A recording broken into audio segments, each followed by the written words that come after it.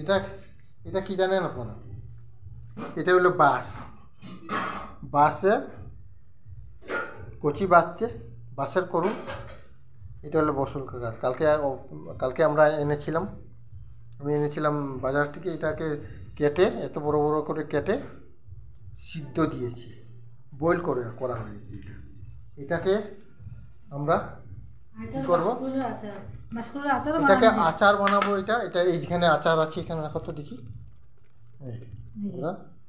এই যে আচার, এটাকে আচারও বানানো যায়। আপনারা সুন্দর করে এটাকে কেটে ভালো করে ধুয়ে তারপরে সিদ্ধ করে একটু শুকিয়ে নেবেন।